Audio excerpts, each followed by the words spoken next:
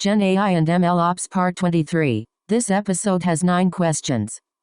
For each question, take a moment to think through your own answer before I share a strong approach. Question 1. What is model lineage? Here's a strong way to approach it.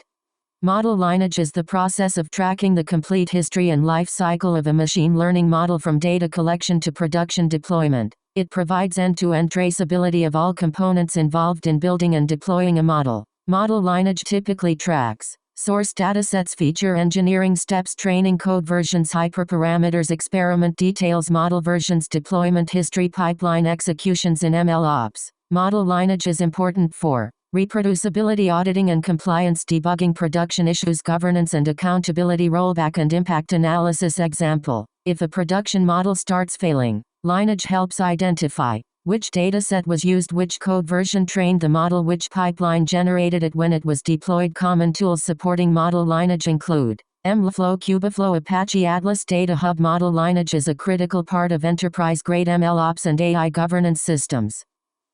Nice. Let's continue. Question 2. Explain feature importance. Here's a strong way to approach it.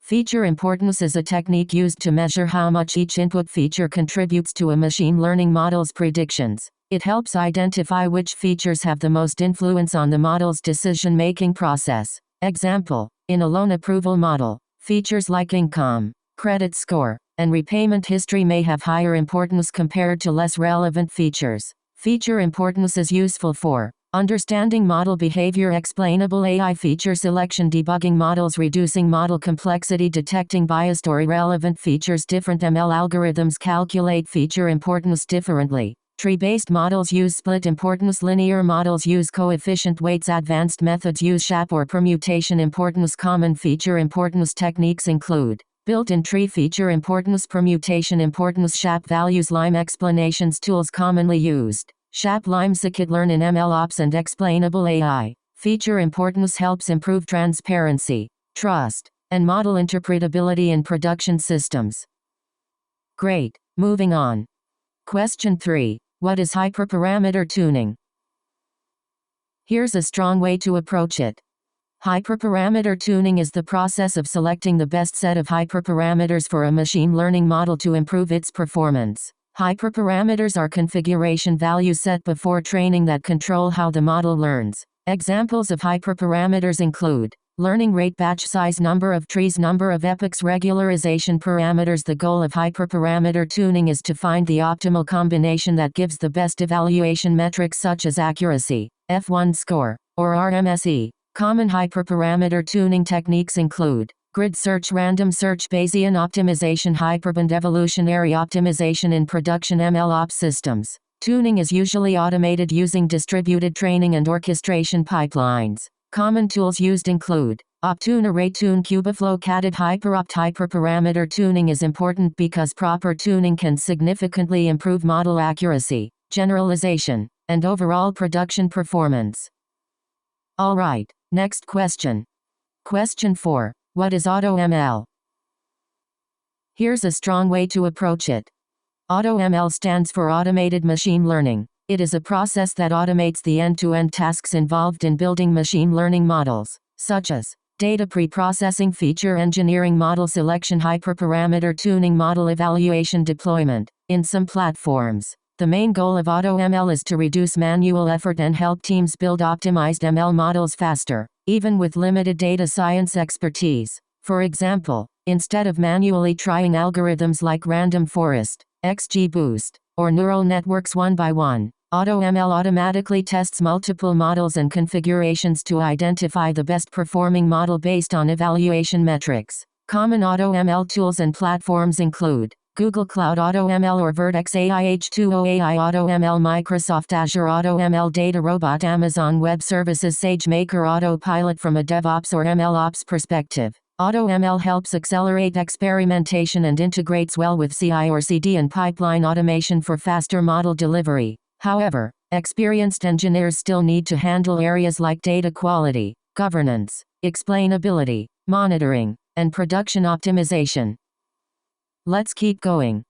Question 5. Explain distributed training. Here's a strong way to approach it.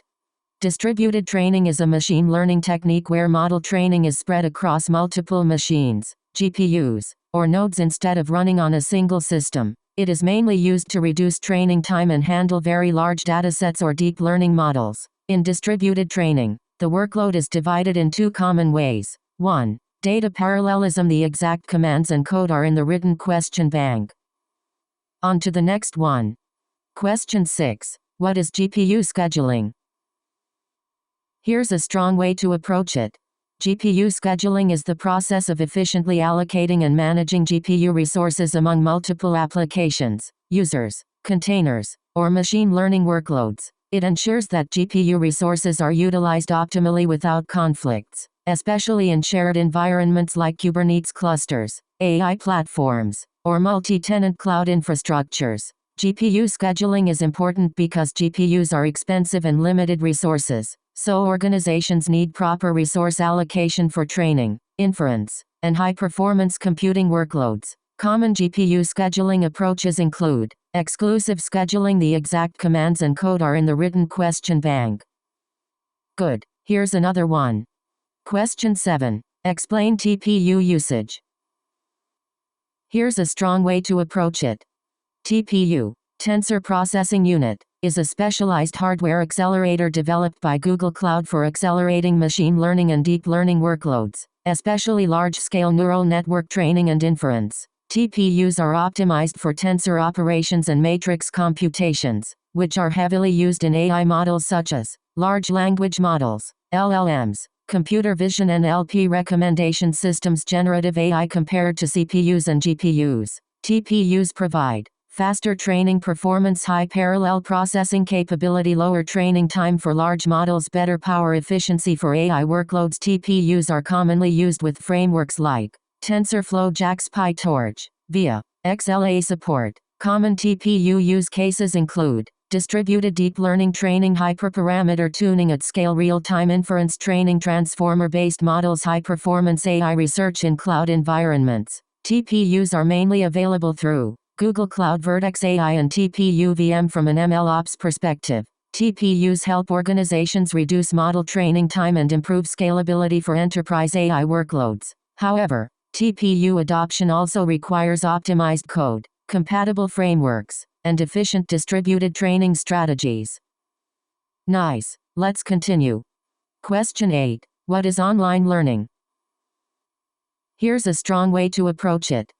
Online learning in machine learning is a training approach where the model learns continuously from incoming data in real time or in small batches, instead of being trained once on a complete dataset. In this approach, data is processed sequentially, and the model updates its parameters incrementally as new data arrives. This is useful in dynamic environments where data changes frequently. Common use cases of online learning include recommendation systems, fraud detection, stock market prediction, real-time analytics, IoT and sensor data processing, spam filtering. Key advantages: supports real-time model updates, handles continuously growing datasets, reduces retraining cost, adapts quickly to changing patterns. Concept drift, efficient for streaming data environments. Challenges include risk of model drift, handling noisy data, continuous monitoring requirements, maintaining model stability and accuracy. Popular frameworks and tools used for online learning are Apache, Kafka, Spark, Streaming River, TensorFlow, PyTorch. From an MLOps perspective, online learning requires strong monitoring, automated pipelines, feature streaming, and continuous model validation to ensure reliable production performance. Great. Moving on. Question 9. Explain retraining strategies. Here's a strong way to approach it. Retraining strategies are methods used to update machine learning models with new data to maintain accuracy, performance, and relevance over time. As production data changes due to data drift or concept drift, models can become less effective, so retraining is required to keep predictions reliable. Common retraining strategies include 1. Scheduled retraining. The exact commands and code are in the written question bank. Alright, next question. That wraps up this episode. Nice work practicing, and see you in the next one.